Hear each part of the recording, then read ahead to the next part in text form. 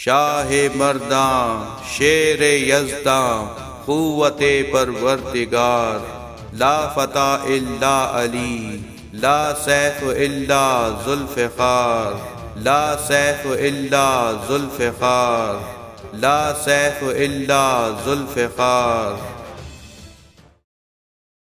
بسم اللہ الرحمن الرحیم۔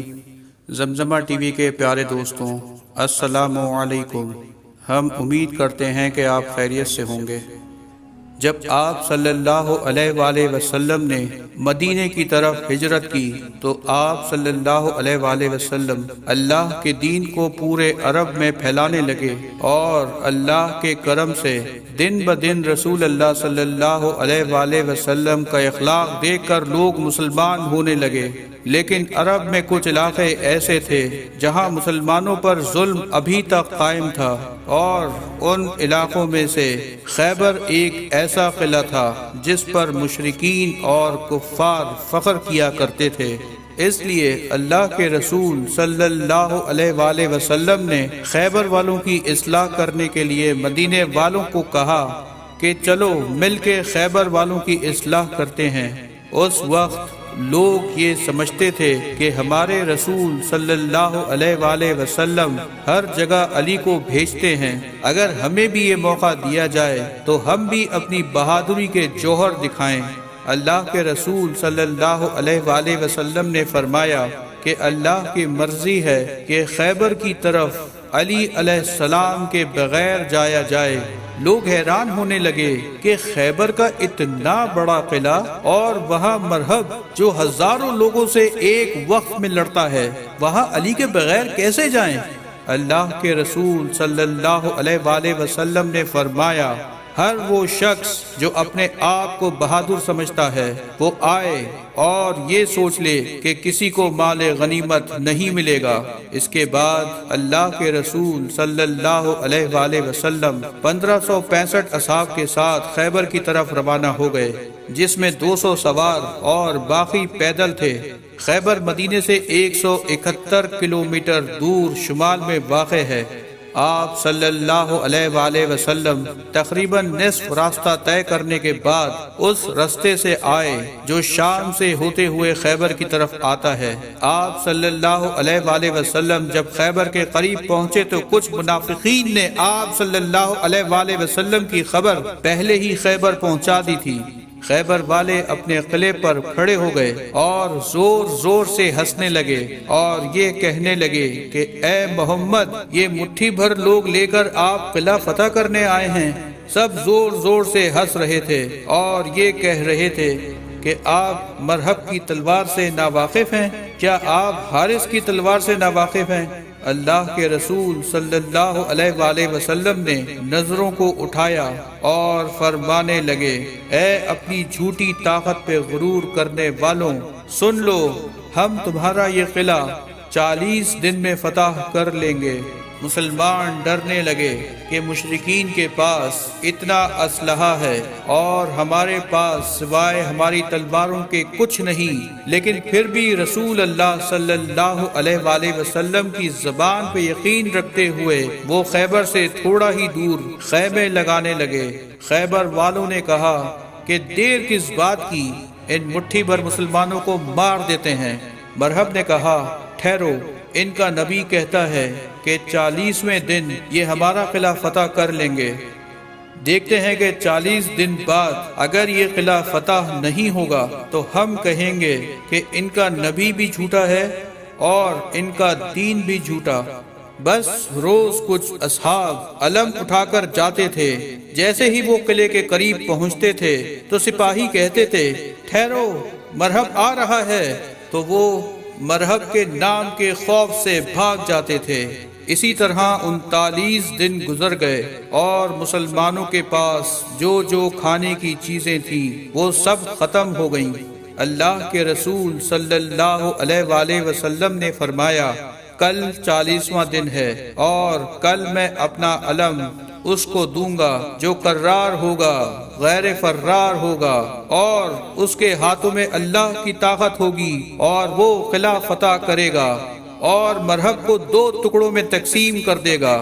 جب رات ہوئی تو اللہ کے رسول اللہ سے مدد مانگ رہے تھے اور عبادت کر رہے تھے کہ اتنی دیر میں حضرت جبرائیل علیہ السلام آئے اور فرمانے لگے کہ اے اللہ کے محبوب، اللہ کا حکم ہے کہ پکارو علی کو، جس سے عجائبات ظاہر ہوتے ہیں، تم اسے ہر مصیبت میں اپنا مددگار پاؤ گے، علی کی مدد سے تمام دکھ دور ہو جائیں گے۔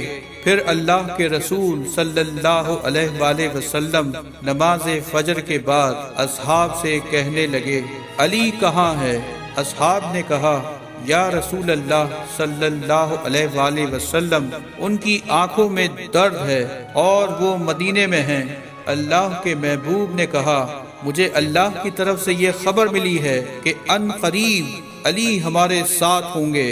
پھر علی کا نام سننا تھا کہ اصحاب بہکنے لگے اور ان کے چہروں سے خوشی عیاں ہونے لگی۔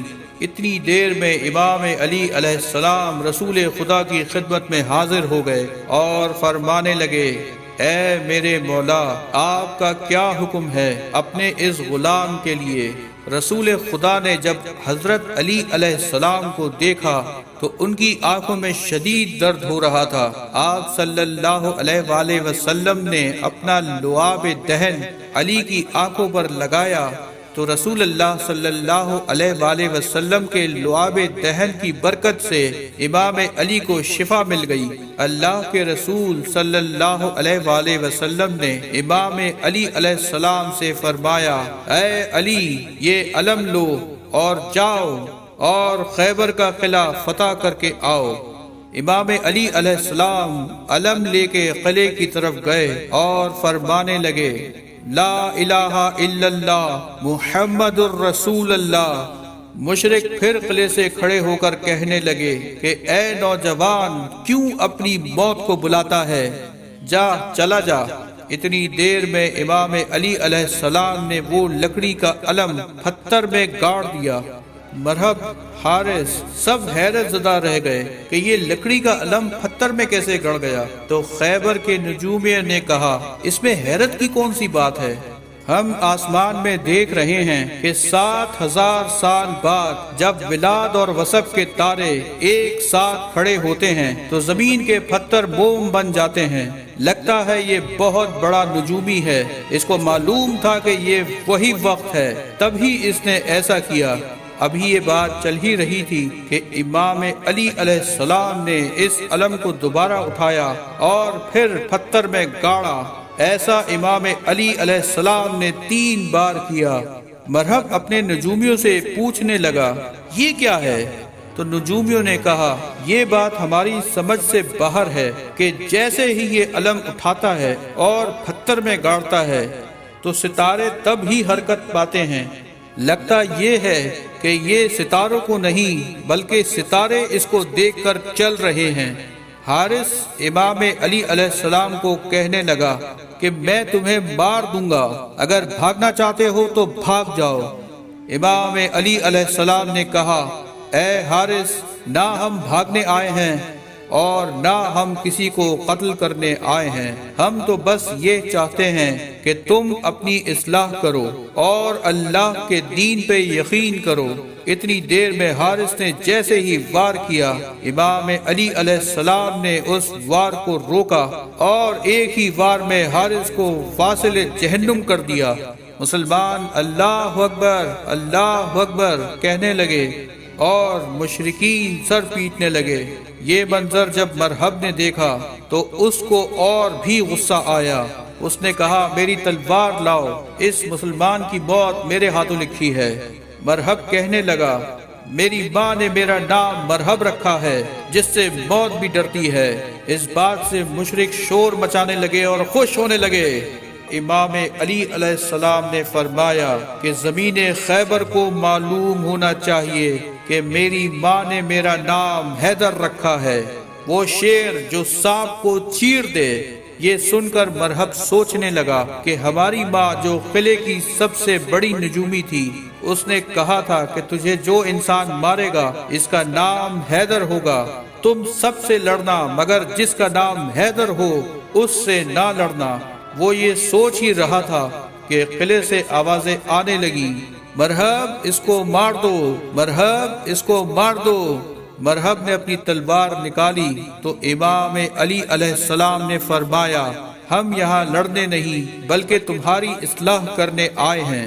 مرحب نے کہا اگر مرد ہو تو وار کرنا شروع کرو۔ مرحب نے پہلا وار کیا، مرحب نے دوسرا وار کیا، مگر دونوں واروں کو امام علی نے روکنے کی کوشش کی، مگر مرحب وار کرتا رہا۔ جب امام علی علیہ السلام نے پلٹ کر وار کیا تو امام کا وار مرحب کے سر سے لے کر پاؤں تک آ کر رکا۔